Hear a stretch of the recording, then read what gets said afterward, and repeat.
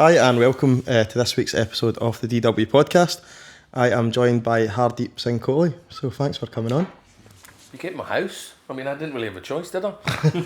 Thanks for having us in your home. Oh, yeah. Well, you know, I like white people. What can I say? It's a lovely place where you stay. Denison's great. I love it. I've no links to this place, but Is that why you love it? I think because I grew up in this city and I never wanted to leave. When I left for London, I left for 3 months, me and my then wife, and that was 22 years later, I came home. And there's always that thing of, because everything's so centralised in my industry in London, there's the fear of coming home and not settling. Sure.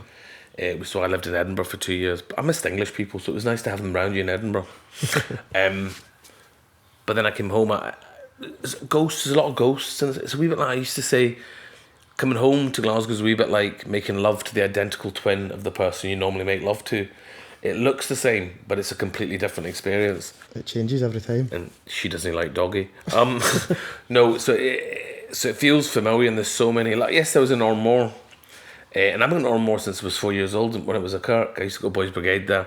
I did my first ever stand-up gig in Glasgow there for the comedy festival. And so places you've got like nearly 50 years of history with. Yeah.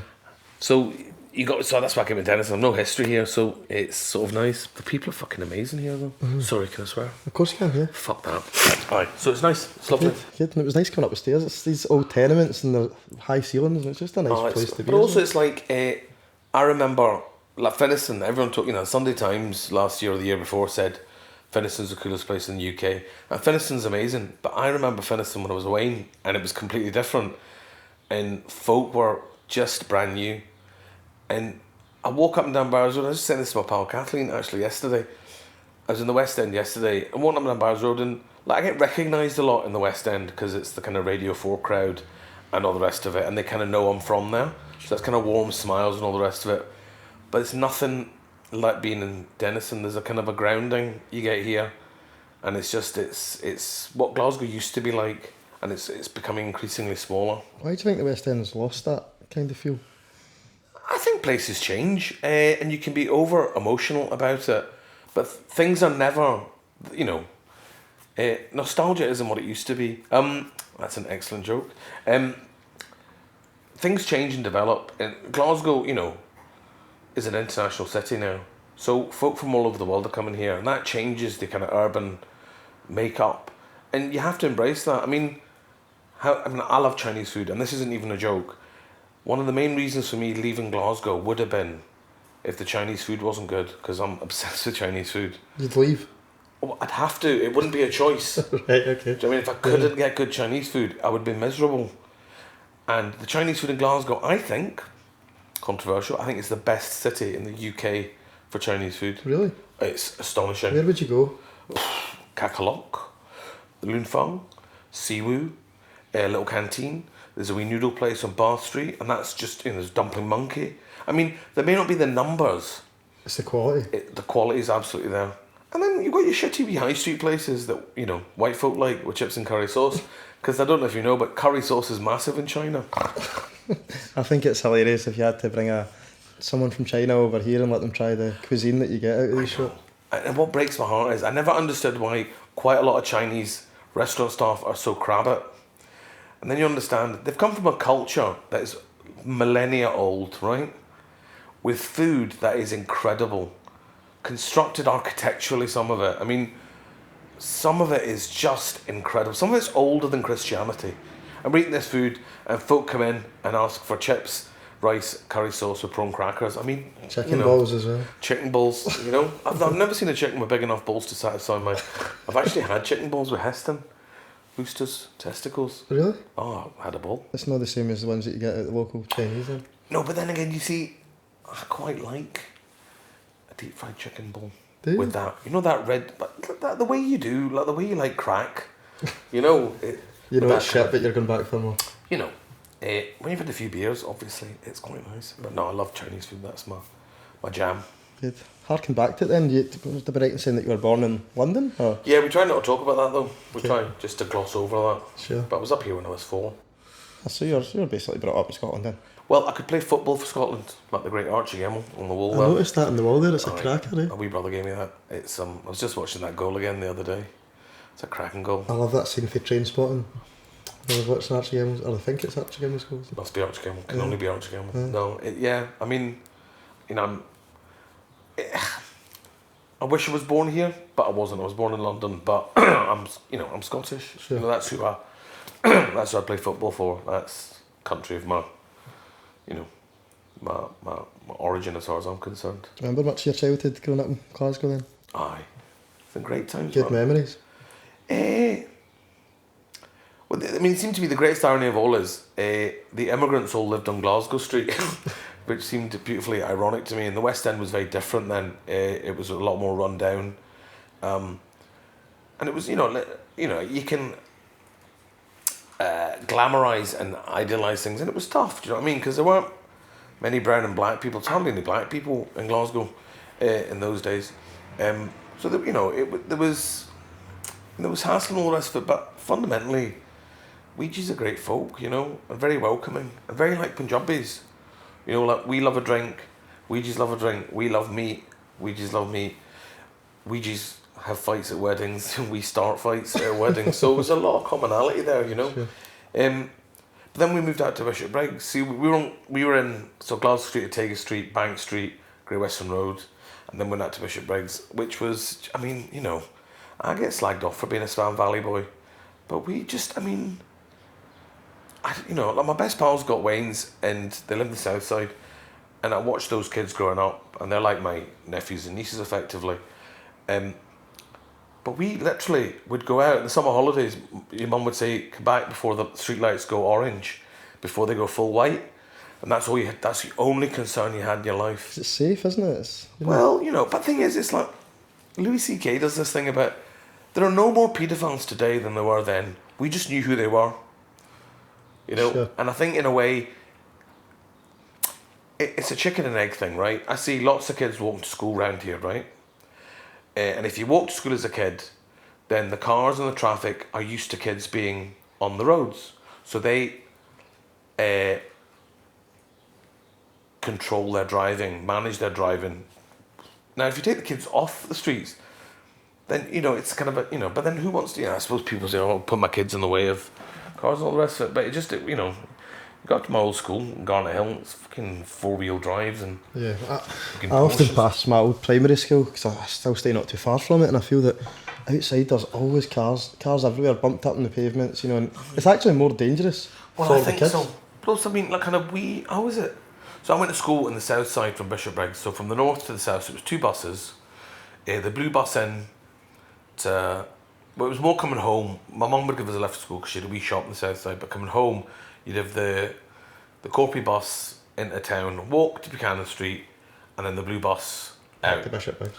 Now, if my brother was off sick, and he was quite poorly that year, we were at school together, I was 8 years old travelling across Glasgow on my own. You wouldn't let an 8-year-old go to the fucking corner shop these days. Yeah. I had a great time. Clippy looked after you, the bus driver looked after you, folk looked after you, But I think a lot of that's down to the internet now, isn't it? It's like you says, people hear about what's going on now. It's not to say it wasn't happening then, it's just people are more aware of what's going on. Aye, but then again, it's like...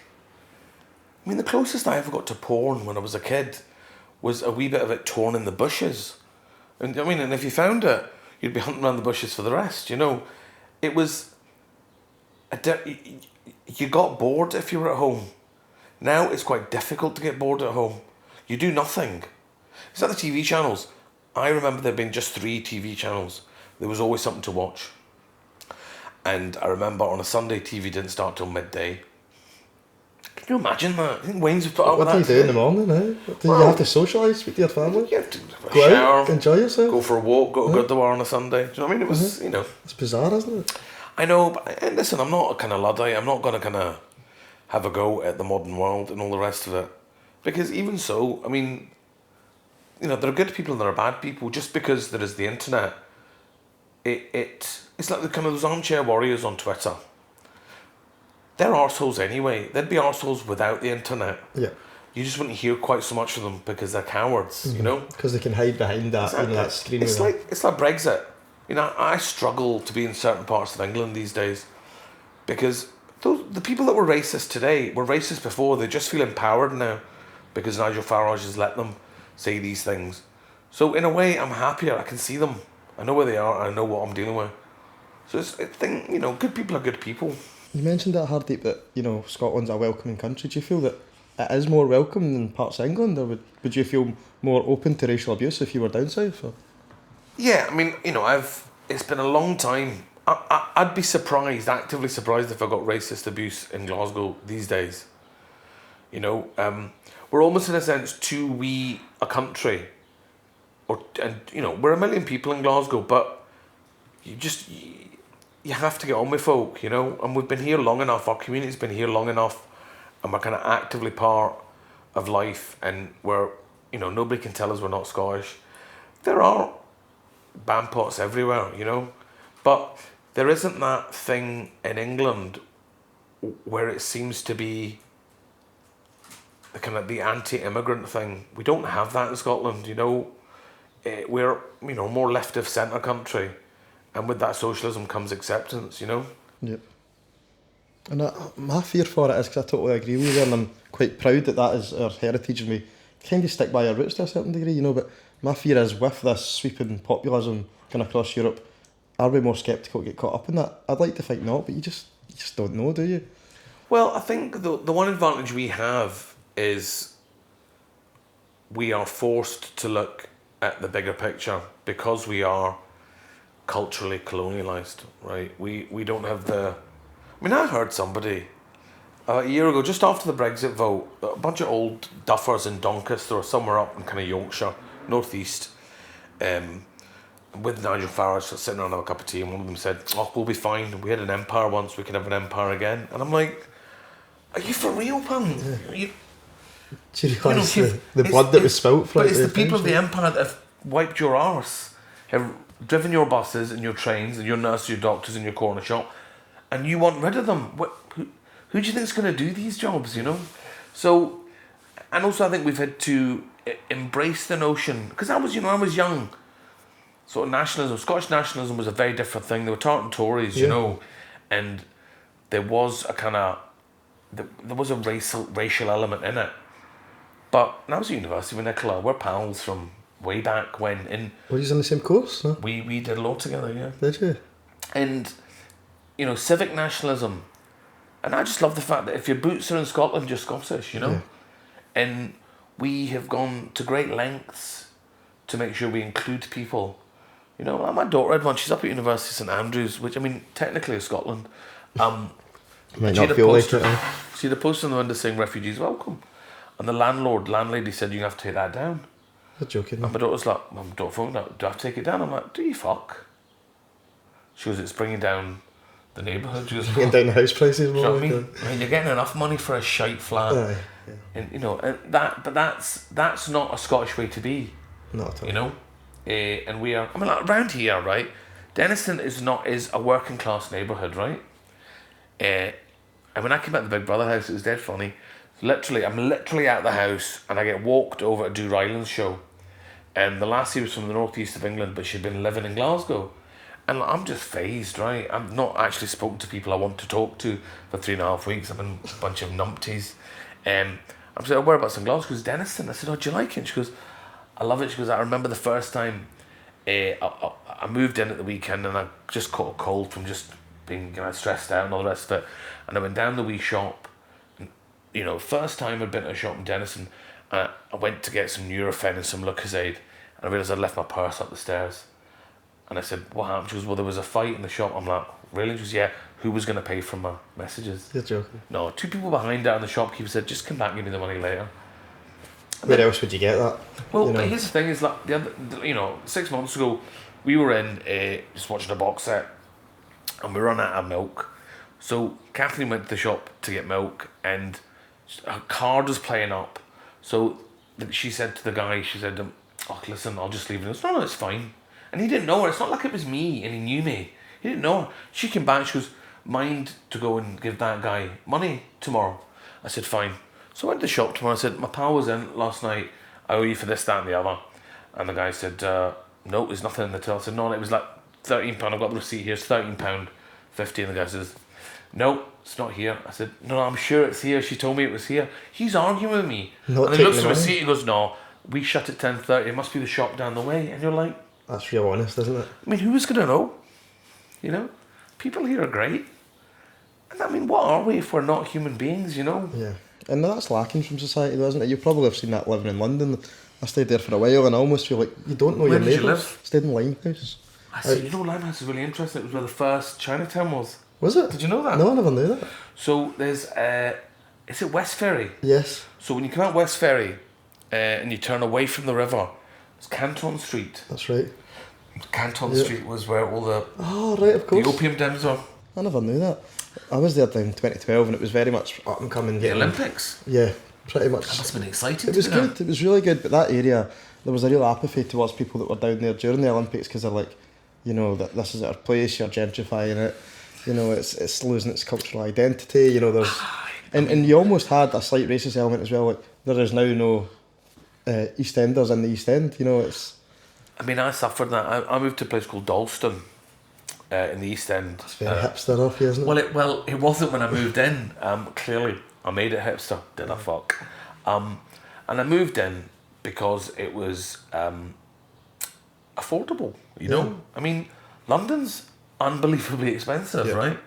And when I moved in, there was like a great Vietnamese place downstairs. There was a great dim sum place, some of the best Caribbean food, and you walked through the streets, and it was genuinely multicultural, and it was great. You know, there was a big African church across the way, and Sunday mornings, just look out the window, and just the colour and the laughter and the vibe. You know, I mean, just like, you know, like little kids kind of all done up, and it was just, you saw a different side of life. But then slowly, kind of all the kind of hipster folk moved in, and it, you know, that's fine, you know, but you kind of lose, you lose that sense of. I just remember saying there was an old black guy walking down the street, and a load of these guys with beards, brogues, and knee socks walked by. I didn't know him. We looked at each other, and I said, "Where have our lot gone?" You know, I mean, I'm an incomer as well. Do you know what I mean? But you know, you've got to. I mean, I loved living there, but you have to kind of leave. Plus, London's friendlier than people give it credit for. I'll say that. Yeah. But And you there's gotta make always the most something of it. happening, isn't there? There's something every night of the week. You're never going to get bored. It's just, are you going to get homesick or are you going to... You see, you say that, but it's a wee bit like Glasgow's like a wee corner shop. You've got the keys and you can have whatever you want. London is like the pick and mix at Woolworths, except you're locked in the porch. You can't get in because I don't know. I mean, I lived there. I mean, I went to theatre because I was part of my job. I went to the cinema because that was part of my job. But where you know, you're not finishing work till 6:30. Yeah. You know, by the time it takes you an hour and a half to get home. I mean, I can be in Edinburgh quicker than I could go home from the other side of London. Yeah. You know, London's great if you've got money. Aye. And the problem is with the rent being so high and the travel being so expensive, a lot of people don't have the money, you know. But then also there's that thing of, that false thing of kind of people, it's a tiny thing, but like couples end up moving in too quickly when they're not ready to because you're spending so much time not in the place you're paying rent in. What's the point of paying rent? You're paying like £600 a month, £800 a month. That's half that. You know? Aye. It's fine. But no, I'm happy to be home. I'm not going back again. You touched on it there, the Big Brother house. How was your experience for that? It was fine. I mean, you know. I mean, you'll have done loads before that, but I suppose that's very much exposing yourself to, you know, you're constantly under camera. People are always watching you. Yeah, but then again, it's like, I can't abide this fucking celebrity nonsense of, it was so hard.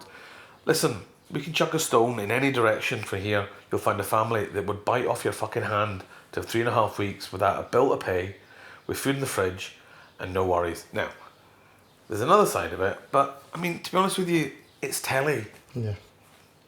You know, we're not going to change the world, but neither is it the end of the world, you know. It was, you know, I did not like the programme. I've never liked the programme. But I thought I should do it because it was, you know, I was expecting television to change and go back to the sorts of things I wanted to do, and it wasn't happening. And after a while you kind of go, well, maybe it's me. Maybe I should just get off my fucking high horse. It didn't work, you know. Do you think that was, you know, you challenging yourself in a way? Or was it more like, let's go in, give it a bash, and I think some people almost go in it to analyse themselves, don't they? For me, it was like it's my 30th year working in the media, and and it's not a pleasant place to work. It did a lot of really great work, but it's changed a lot, and it's not changed in sympathy with my feelings and my kind of sort of things I want to do. And for me, it was kind of like, well, I'll give it a go. I'll have a payday, and because for me, broadcasting was always about educating, entertaining, and informing. What I do is significantly less important than a doctor, a nurse, a dentist, a vet, a fucking bin man, bin woman, right? Social worker is more important than what I do, right? I don't save anyone's life. So I would think you're maybe, without butting in there, I think you're maybe an exception to that, because I think in this now celebrity-driven culture with the media, people almost see their stock a lot higher than they probably should. Yeah, but for what? Do you know what I mean? No, I totally agree with you, but it's almost as if people would say, you know, I'm super important, I am a TV presenter, or I am a... No, I mean, I think we're very lucky to do what we do, and I love the things I do. But if you're Wayne sick at 3 a.m, you're not phoning a stand-up comedian, you know what I mean? Sure. You know, and it does seem to me... And so for me, as a socialist, my attempt is to communicate with people, and that's one of the major reasons to go on Big Brother was to connect with a new audience, and to try and, if you want to change the world, which I do, you know, pompous though that sounds, I want the world to be a fairer place. I want women to be paid the same as men. I want there to be less racism. I want there to be more meritocracy. If you want that, you've got to get off your arse and do it. Yep. You know, and it's not about me, it's about the message. So I thought I'd give it a shot, but actually,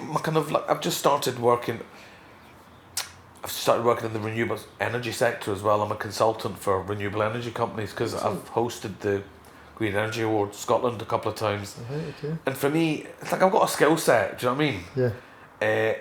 And I want to use it meaningfully, you know, and you can use it more meaningfully than, you know, trying to help save what we can on the planet. Mm-hmm. So that's really nice. And then kind of community stuff where we place just in the wee alleyway there called Impact Arts. Okay. They're an award-winning arts company that work with folk who are not exposed to the arts. And it's like, let folk forget. Who was Burns writing poetry for, you know, farmers? Yeah. You know, who was Shakespeare writing stuff for? Poor folk. And there's a thing with the arts just now where it is becoming very exclusive unless you're... Yeah, and it's just utter bollocks, you know? And, you know, I don't... It's Wendy's, right?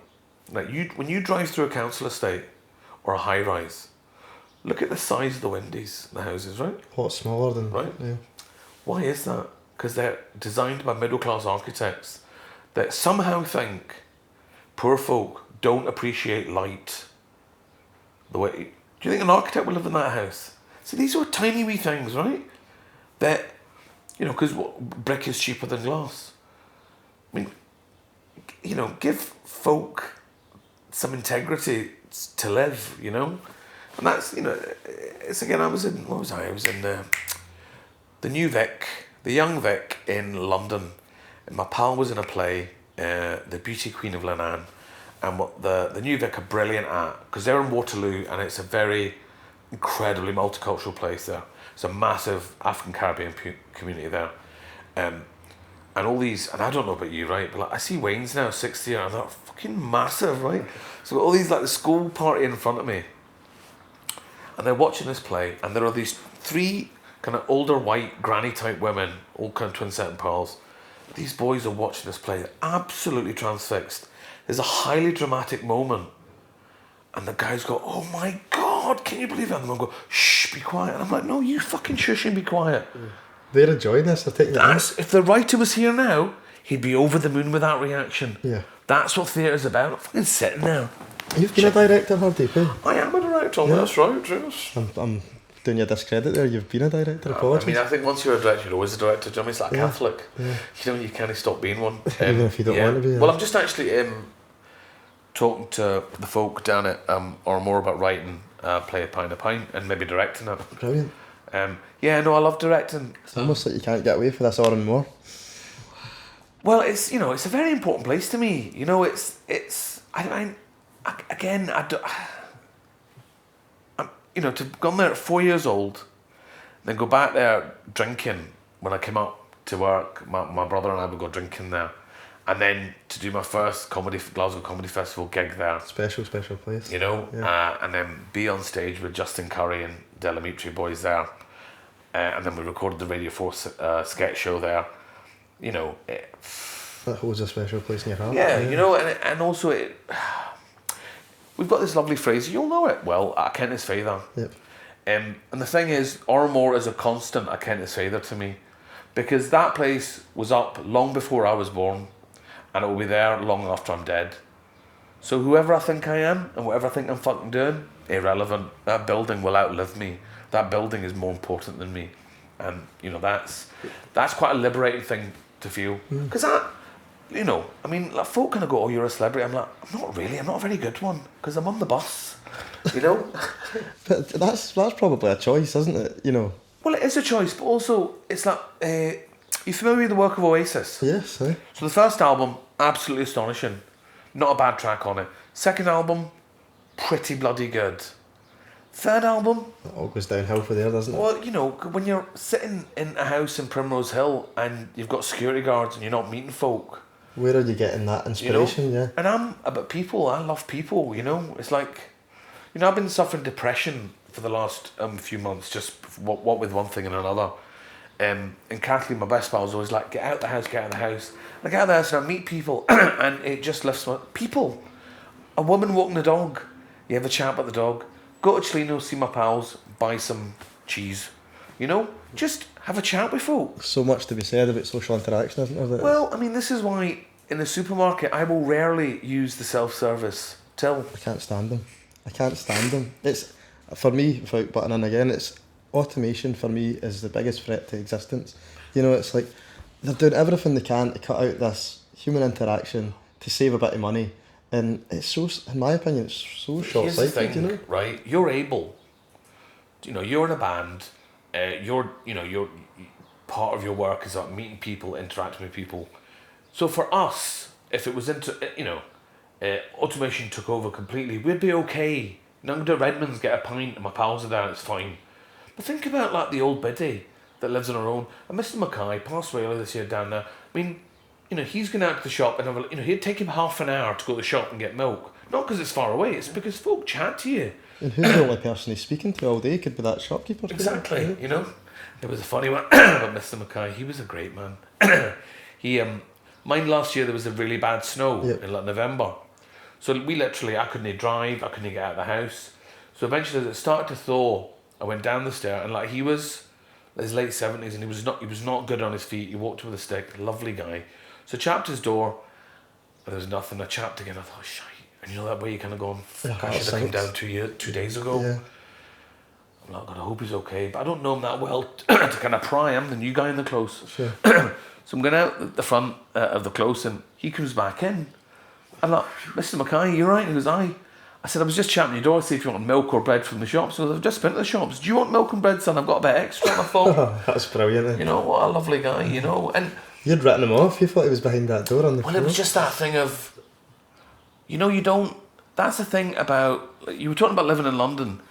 In London, you tend not to... You know your neighbours, because you have to know your neighbours, right? You wouldn't chap the door, though, would you? You wouldn't chap the door. Yeah. And if you did, they'd think, what do you want? Someone died. Yeah. You know? Exactly. Whereas here, Connolly called it a vertical village, and it's lovely, you know? Like, I've got great folk across the close. I'm going to see who takes Mr. Mackay's flat. You know, just got really interesting people here, you know? And that... You're forced to interact with people. Yeah. So it kind of makes... I think that's probably why we're quite good at chatting in this city, because you're forced to. Where do you draw the line? Would you have your neighbours round for dinner? Aye. If I like them, yeah. Yeah. Yeah, I mean... But there is a thing you've got to remember Because there is something about... I've got great neighbours as well. I'm very lucky to have them. And do you know the guy upstairs from me always takes the bins out? Last week he came and cut the back grass, and you know, it's brilliant. But then I think, would I have him round for dinner? It's a difficult one, and you hit upon a conundrum of contemporary close life. I mean, it's different for me because I mean, I cook. That's what I do.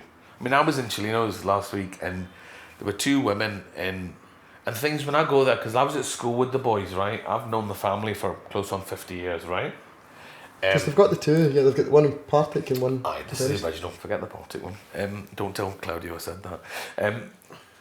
And I know all the staff and everything, so when I go in to get stuff, I'm always like, no, serve them, because I'm in no rush. And there were two women there, and one of them had like cracking dungarees on, and I said, they're great, and we just got chatting. And they're musicians, they're both in a band together, they've gone up to Orkney to play. I'm like, I'm going up to Orkney. Had a lovely chat, got on really well. And I said, listen, here's my email address, come round for dinner, bring your fiddles, I'll get some folk round. Because that is the Punjabi way and the Glasgow way. Yeah. So for me, getting folk round for dinner, it's just a thing you do. But that's a shared interest, isn't it? You've met these people, you know, we're both quite artistic, we're both quite into that. But then again, you see when the neighbours come in and it's like, I cook, and I sort of feel like he knows I'm a chef. Yeah. And I feel a bit bad they've not been out. I did invite them once, but then I got so fucking ill, I couldn't cook, and you wouldn't want anyone in the house with it. Do you feel under pressure when you're cooking for other people? No. Because they think, he's a chef, this better be good. I wouldn't invite those sorts of people around. I mean, you are talking to the dick that invited Angela Hartnett round to his house and then burnt the lamb. And to this day, bless her, it's nearly 20 years ago, to this day, Ange will still say, it was braised and slow cooked. I'm like, it was fucking burnt, Ange. No, I mean, you know, I've cooked with Ramsay, I've cooked with Heston, I've cooked with Jamie, I've cooked with some incredible people, and none of the best folk are not like, they're just, it's the joy of food, you know? Yeah. And that's what it ought to be about. I mean, the problem is, I don't get invited out for dinner very often. That's the problem. We'll go out for dinner one night. We'll go out for dinner one No, night. you're meant to fucking cook me dinner, that's the point. I'm not very good at cooking. See, that's the shite I have to put up with. Maybe you could teach me. I will give you a cookery lesson. I'm going to hold you to that. I look forward to being held. Oh dear, I don't know if I've got myself roped into here. Alright, Denison's changed. So on top of that, you've got the Fringe shows coming up. Yes, currently writing, or meant to be writing, a new show. What's your process for it? How do you go about it? Well, it's changed and developed actually, because I used to do, it was a straight man with a mic show, and I don't really tell gags, I sort of tell stories. And so all the early shows were kind of, there was an arc, a kind of narrative, but it was literally just me holding a mic. And then just, you know, as life changes and I get older and stuff, and a few years ago I thought I wanted to do something a bit different. And so I started doing a show where and it just so happened we'd moved venue to a bigger venue, because apparently folk like me, I kind of work it out. And it was a lecture theatre. So I thought, well, we'll do slides, and we'll do like more of a kind of, you know, that style thing, which is great for me because I'm very visual, because I'm a director. Sure. And so the shows have become a lot more political. I mean, it was always political, it's just it didn't necessarily kind of feed into the work. So this is my third year of doing that new style of show. So I've sort of written 6 minutes at the beginning. So it's called It's Hard to Be Deep. Like it. Thank you very much. And it's about philosophy, actually. It's about where, I mean, if ever we needed philosophers and thinkers, we need them now. Yeah. And they're nowhere to be seen. So it's just sort of looking at kind of my personal philosophy. And Do you think they're nowhere to be seen? Or do you think that it's harder to be seen nowadays? With the more outlets that you can project yourself at? No. I think... Because I almost feel if you look at, I don't know, the likes of Marx, for example. Yeah. And if he was to be out now, would people listen to him? Or would he be shot down with... Because there's so many other people shouting his But name. that's like saying, with the greatest respect, if Van Morrison was around now, would folk not recognise the brilliance of his music? You know, if Victoria Wood started doing stand-up now. I mean, I think, regardless of I'm the not time, saying that's how I think, I'm just wondering what your opinion No, I know. is. Oh, it's too late, you said it, but... I think truly great work cuts through. I think... It's really interesting you mentioned Marx, because Marx was a massive influence on me. And if it's as simple as this: if merfolk read the Communist Manifesto, and and say what you want, but I do believe It would change your life. Well, it would change your life, and actually, the only nexus between man and man is cash agreement. You know, and surely the workers should own the means of production. I mean, why is that such an alien thought? We're doing the work. Why is a man sitting in an office, not sweating a fucking cob, getting the money, why these working women and men are busting their pants. How is that equitable? You know, and I'll tell you something for nothing. If the workers own the means of production, it would be run a lot better. You know, there would be. I mean, you're from Lanarkshire, right? Yeah.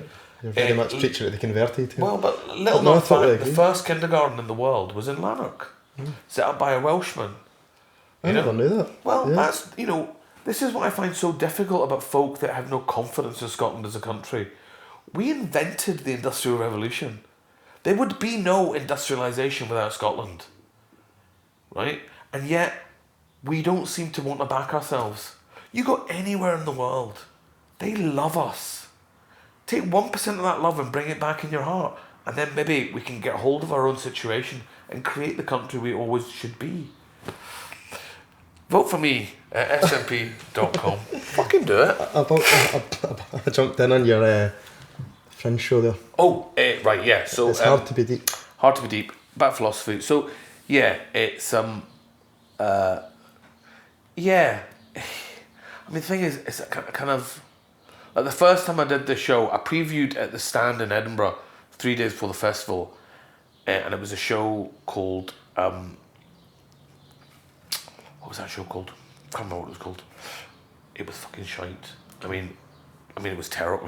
I'm quite good on stage, so I'm comfortable on stage, so folk aren't nervous, and they know I'm quite good. So and then it literally came together in the hour, and I left kind of going, fuck, that's the show, and then completely rewrote it. In 3 days. Yeah, but that's, do you know what I mean? It's not good pressure down, though. But it's not good down the coal mines, is it? Do you know what I mean? Sure. It's not being an Uber driver, needing to get 100 quid in to pay for the weekend. Do you know? It's a nice pressure. Do you know what I don't like about Uber drivers? What? I feel sorry. No, not that. What I feel sorry for Uber drivers on, and I don't really agree with it for many reasons, but I don't think that the passenger should be able to rate the driver, because if the passenger is totally shit and he gets a terrible rating, then you're just going to give the driver a bad rating. Yeah. But then, yeah. But the driver has to rate the passenger. Yeah. I've got quite a good Uber rating. What is Not it? boasting. 4.4? What's yours? I don't do it. I don't You do don't Uber. do Uber? No. On principle? In principle. I mean, to be honest with you, I'd rather not do Uber, so I use a local firm. But you kind of need it for London. That's true. They put you in that position Aye. where you become sort of so reliant on it. I don't think they're that much cheaper either. Well, you feel it in London more than you feel it Do here. you? Plus, also you got pool. And also, the thing I love about pool is when I go to Brooklyn. Just dropping that in there. Well, I love New York. And I'm going to go and live there in a couple of years. I'm going to go for 6 months, just once Trump's out of power. I'm not. Is that your site? Is that set in stone or?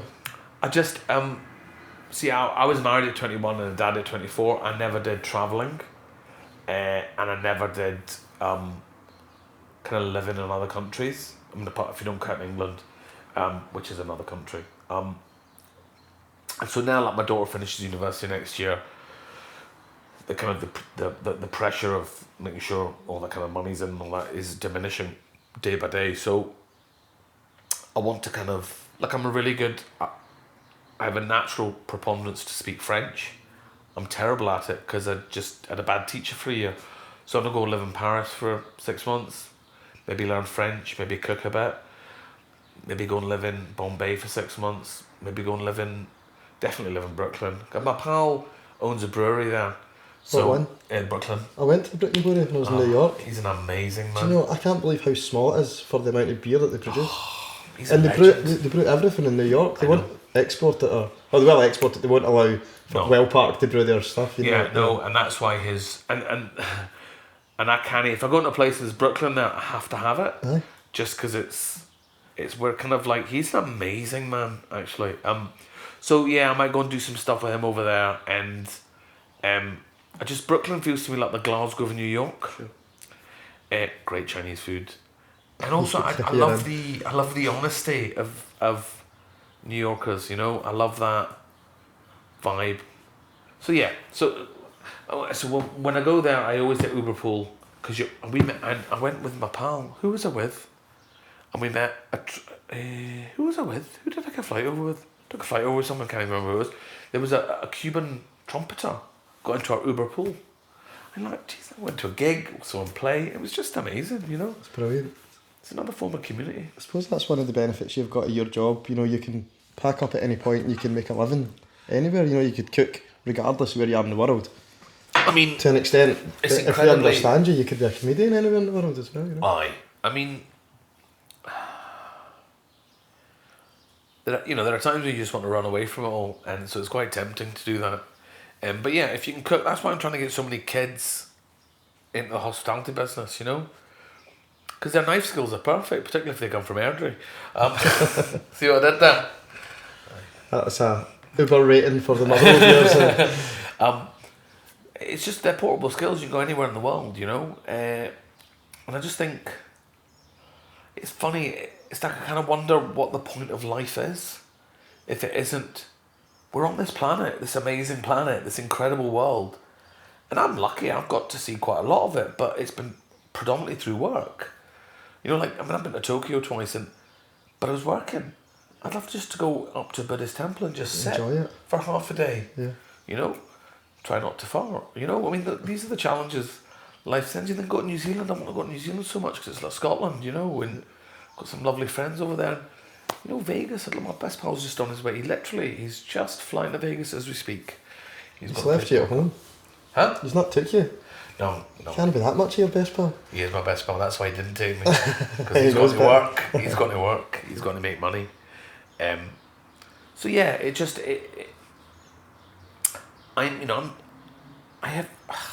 listen, we all need money to live and work, right? I'm